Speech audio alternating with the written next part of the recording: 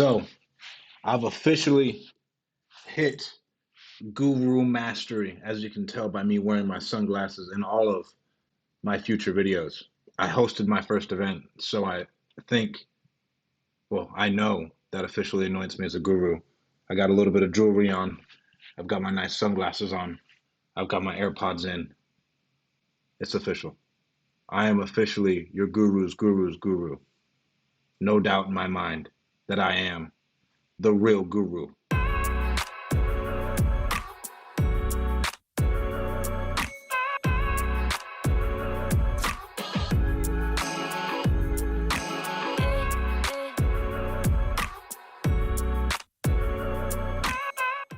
But to bring it back, man, I just got back from the DM Family Mastermind and my own personal mastermind over the weekend. And it was amazing, dude. For those of you who don't know, I've been trying to get into the DM family for like 2 years. And a year and a half. Last year, I gave Mark a call and was like, bro, I'm ready for it, blah, blah, blah. I want to do this. And then he pretty much was like, hey, yeah, bro, you ain't there yet, man. Like, you just flat out, you ain't there yet, which was very, very humbling. And again, like another failure that I faced at that point in time, because I was like, bro, I want it. I want to go in. I'm ready to go.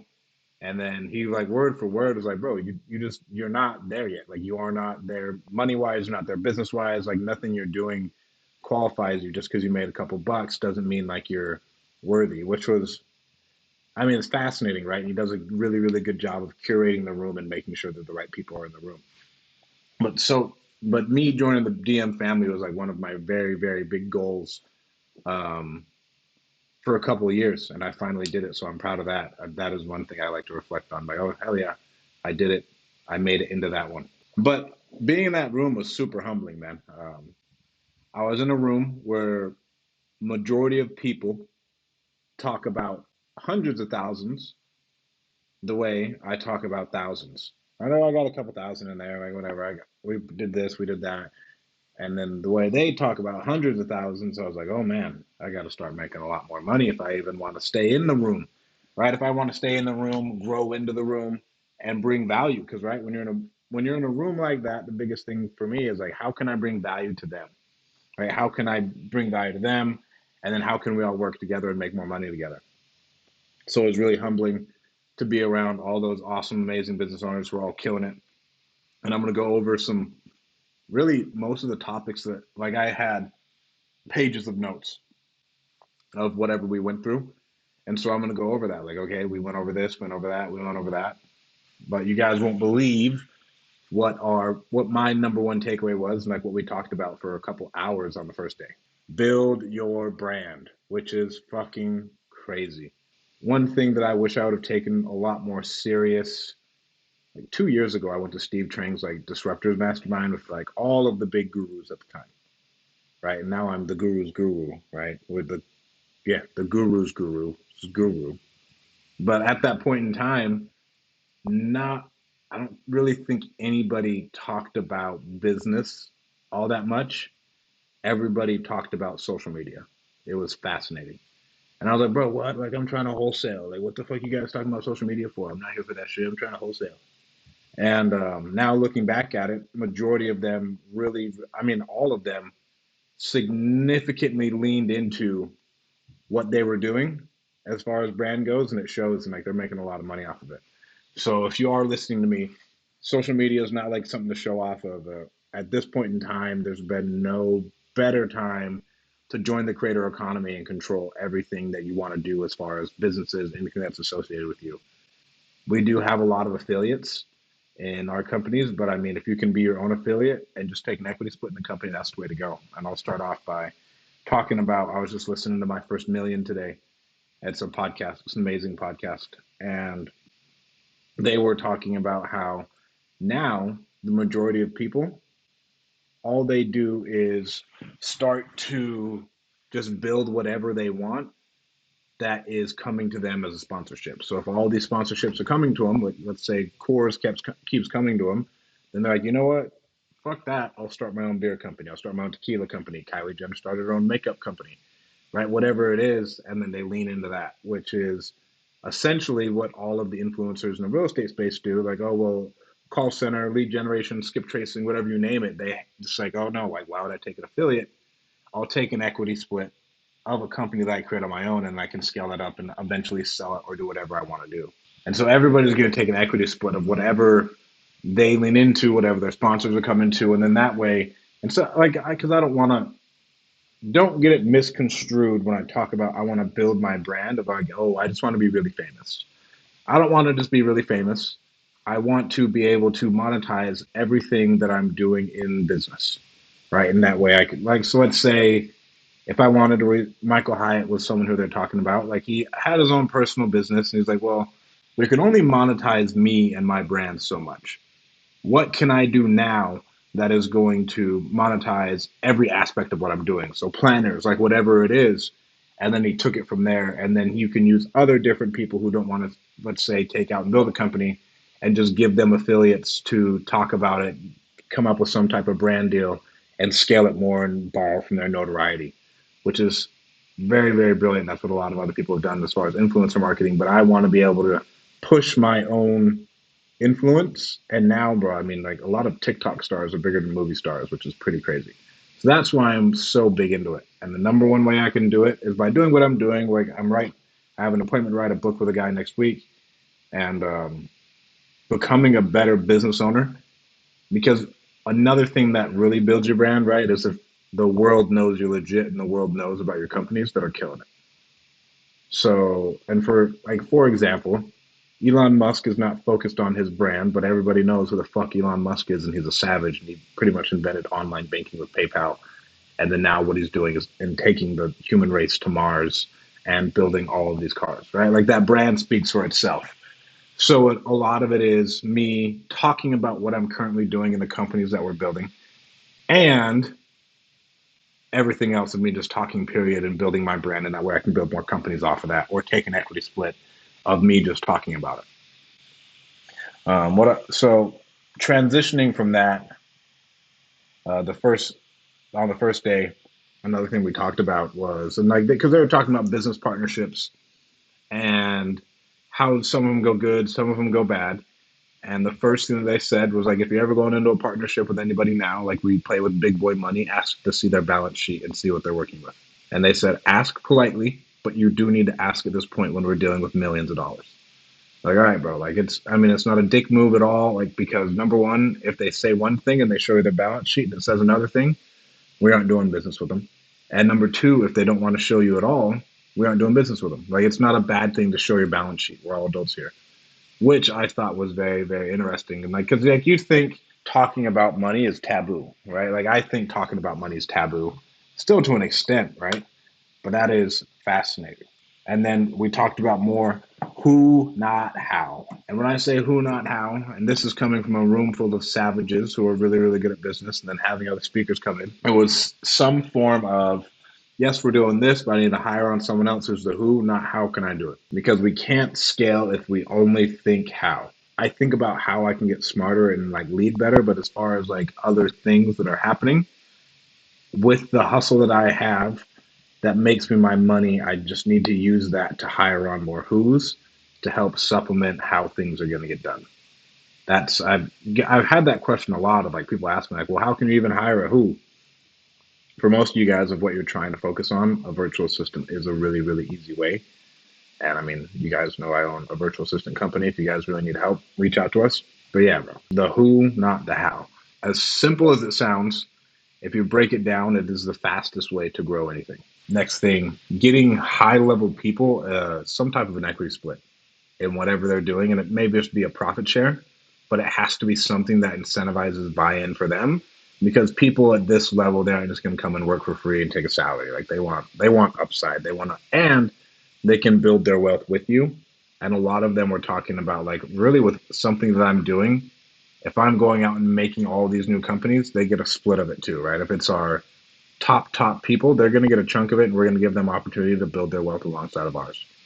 Because it's really easy for us as entrepreneurs to get like entrepreneurship ADHD, right? I go from this, then I go to this, then I go to this, then I go to this. But if you're one CEO of one company who's like, oh wow, he's not even doing shit, and you're still working, you're doing all these other things, and know you're busy, but like if we can increase their life a little bit more and make it better and give them some profit share of that, all the better, and then they're a lot more happy. The next thing, a guy who came in and spoke, who sold his company for tens of millions, he did not exactly share what he sold it at. He told us the multiple. I think he sold it at like 6.7 EBITDA, 6.7 times EBITDA, and he sold it for tens of millions. And like they were doing a lot of. I know a while he hired a CO, he hired a controller at 10 million, and that was like 10 years ago. That gives you guys any type of context. He talked about incentivizing your people with all of like with some type of profit share or something else, because if you don't, it's not going to go anywhere. And then the next thing we talked about was like delayed gratification. And sometimes delayed gratification can just be a delaying of problems, to where a lot of I never thought I would be in a room or talk to people who are hesitant on buying nice things because of the way everyone else would feel or say or do or whatever it is. Luckily for me, I have amazing parents and amazing support system who would only hype me up if I go and be head ass and I have enough money to buy a Ferrari and I'm comfortable. My dad would be the first one to go hop in it with me. Like, bro, let's go fucking fast, right? But it's for some people, right? Like you have neighbors, family members who are only going to talk shit. Getting past that and how to do it the right way. And I mean, really, in a nutshell, most of them said, bro, fuck it, go do you. They aren't paying your bills and they aren't sucking your dick. So just keep on pushing. If they are about it and they're excited for it, cool. If they're not, then are they really friends or people who you should be associating with? No. For me, I just thought it was fascinating that people at that type of level still go through it. So I feel like I have somewhat, if I went and bought a Ferrari today, I wouldn't worry about what anyone else thought. I would be like, man, I'm going to buy a Ferrari. And I'd be hyped as fuck to go buy a Ferrari, and I'd go drop the money and I'd go have a good time. But I don't know. I live somewhat in, like when you're an athlete growing up, you live in somewhat of a spotlight. All right. And then, all right. So now we're going to go over the content aspect of this, which is insane. It's insane that a room full of multimillionaires, like the number one topic was content and brand and social media. The first thing that we were talking about is that you need to talk about where I want to go instead of where I'm at. So really casting the vision for the people who are following you, right? And so talking about what I want to do, how I want to sell a company for $500 million, how I'm going to get there, whatever it is, what it looks like, instead of talking about like, okay, these companies do a couple million, blah, blah, blah. Like talk about that stuff. Teach people what they need to learn, not what they want and what they want to learn, right? So teach them the basics of, hey, this is going to be really helpful, not just like some rah shit that you think is going to get some likes. And then post more regular things about yourself instead of just all business.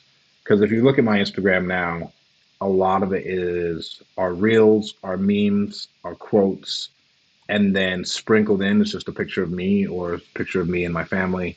And they said, no, like you got to do a lot more than just business stuff. Because now we got to add some personality into it, which I'll start to do with adding just like a still of me doing some guru shit or whatever, sitting on a jet, sitting on a beach, maybe I'm with my family, whatever it is. But then at least it's somewhat personable. And then with me, where I get personal is like my story. I show as much as I can on my story of like what I'm doing that day and everything else.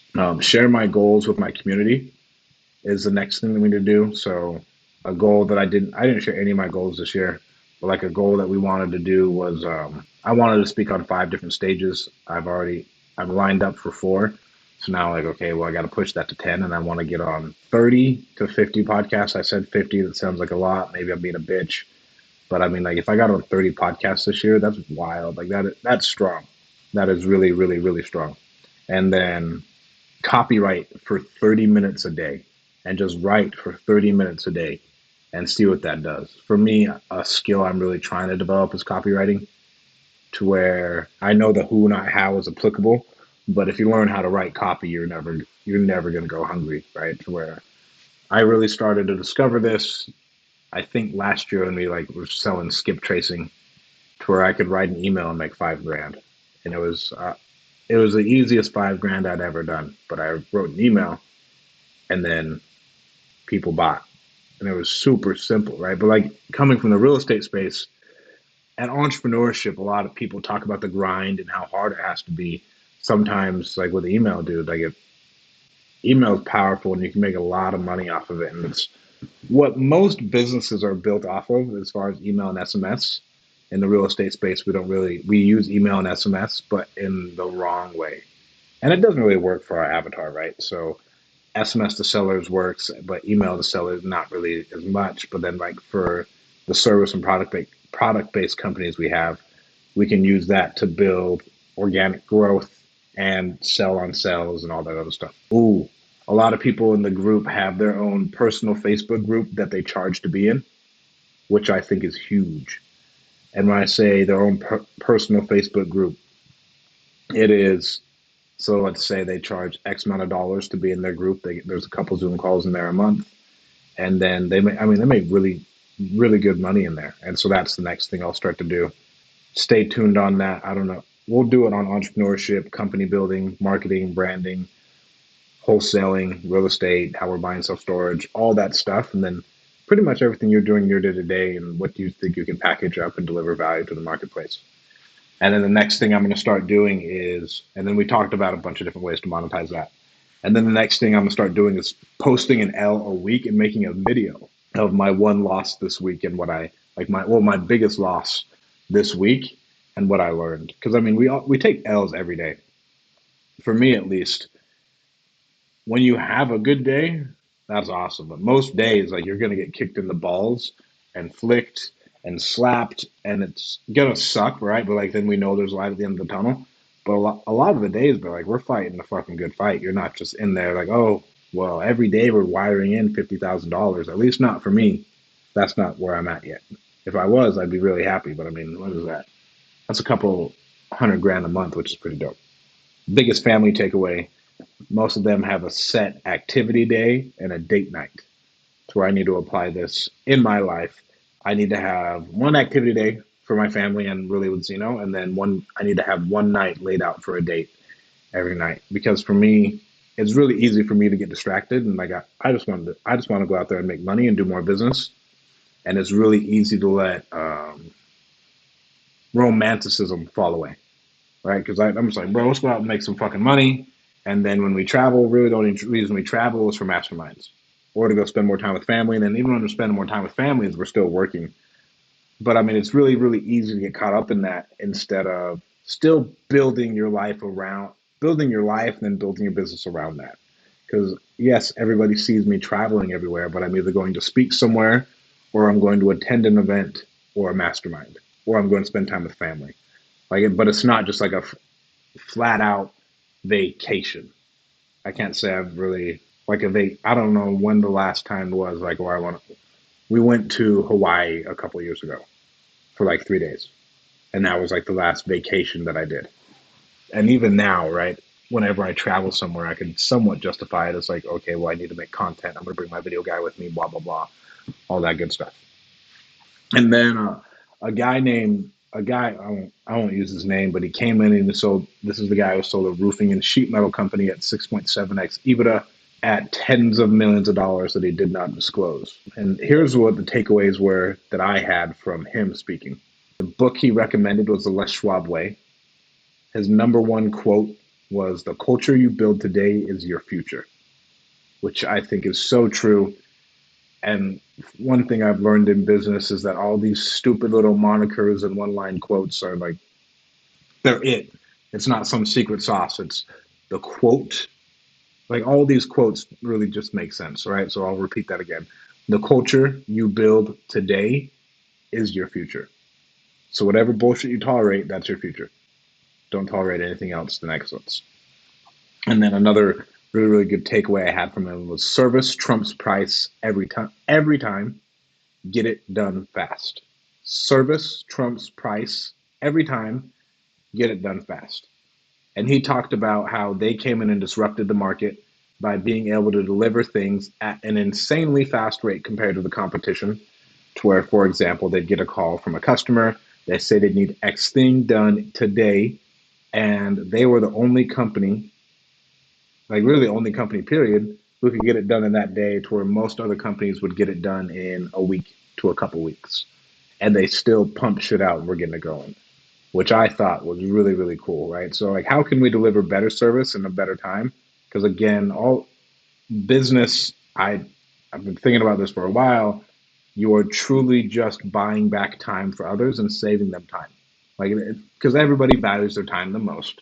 So how am I going to buy back their time and give them their time back at the best way possible, right? So how can we expedite everything we do and give the absolute best service while doing it? And then he wishes he would have hired a controller, and that's like somewhat of a CFO or a COO. I was still somewhat confused, but his business model is a lot different than anything I do.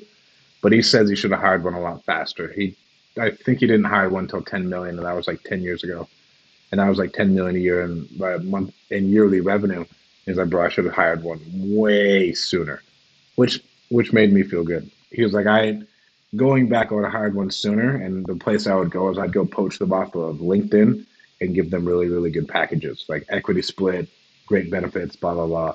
The same thing that most people are looking for. And then he said, delegate everything you are not good at and stick to your unique ability. Nothing else. So if you're good at just like making deals and talking to people and being creative, driving the culture, casting the vision, then you stick to that, and you need to hire on someone else to do absolutely everything else and make sure you can maintain that. Because it gets really easy to get bogged down with all the other stuff. But I mean, when you can stick in that unique ability, number one, it doesn't feel like work and you can work longer. Because we are still in a game of murdering other businesses for market share. You need to be able to perform optimally. That's why I think unique ability is good. Because I used to be like, oh, well, yeah, it's collaboration over competition. But then now, as you like, I'm talking to more people who are starting to do tens of millions, hundreds of millions of dollars. You're competing for like real dollars now. And so you need to be working and efficient at the highest level, right? So like you're not only working, but what are you getting done efficiently so you can take market share from whoever it is. And that has been somewhat of a mindset set shift for me lately. And yes, we can all do deals together in real estate. And I do think collaboration is really good. We do a ton of collaboration. But then as you're starting to move into some of these other businesses, the way these things operate, like you're dealing with a percentage point's $1 million, right? Like, or a percentage point's $100,000, whatever it is, that matters, right? So like that 1% a day, let's say we're making an extra, what is it? It's like $3.6 million to our bottom line if we get better 1% a day, and that percentage point's $100,000. And then we somewhat moved into how we can have everybody who works with us or for us making $1 million a year. And that should be the goal, because now we're thinking of solving a lot bigger problem more than ourselves. And that's, what is the instrument or vehicle I can create or that I can grab onto that is, oh, wow, this is I can get my employees to $1 million a year. And a lot of, and I'll pull this up, a lot of what he was talking about was, we may buy businesses and then use our business acumen, see things that need to be bolted on or anything else, and then that we can use to increase our valuation and get our people. They may not make $1 million a year, but when they exit, they make a lot of money because of that equity split. And then they stop messing around with thousandaires and only mess with millionaires. And when I say that, and they're all sitting in there talking in this room about this, like, bro, there's people who are only talking about making thousands of dollars. All they're doing is bringing you down, and they're bogging your head with problems that you know how to solve, but you need problems that you don't know how to solve yet, that are going to push you to the next level. And okay, unless I'm making $1 million a year off of this opportunity, am I going to do it? And what does it look like? So we have two new opportunities in the companies that we're going to do. I truly do think, okay, we can get these things to like $1 million a year pretty easily. But then now I'm like, okay, well, how can I get these things to $1 million a net pretty easily? And how can I get these things to $1 million a year net for me pretty easily? And then we're having different conversations. What are we going to do? What does advertising look like? How is the market even big enough for us to pull that out of? Because a lot of people, I think, focus on something that doesn't even allow for the market of that. And then, okay, so it needs to be $1 million net to me, and then it needs to be big enough to where I can be paying my people multiple six figures. And now we're looking at businesses completely differently, and what can I move into? To where this is still something that I'm struggling with. Like, okay, what is that vehicle that does serve that? Which is, I think, fascinating. And then he said, if the company is not going to do something big enough and have something excited for you, then you're just going to quit anyways. He's like, most of these mom and pops stop at 5 million. And then right now, the guy who sold his company said now he's buying up companies that are doing anywhere between 5 and 10 million, buying them up, rolling them up, bolting on other companies. When I say bolting on, like sees this, okay, let's add this to that, let's add this to that. How can we increase this valuation of this package of companies the most, and then sell it at a really, really high multiple, right? So for a good example, let's say we add one company and we can somewhat tweak it and say, you know what, we're a fintech company now. We're not just a tech whatever company now. And then now you're selling at 300x EBITDA instead of 2 or 5x EBITDA. And then now I'm going to move off of that. So, I mean, talking to that guy, I didn't even have a chance to really sit there and talk to him, believe it or not.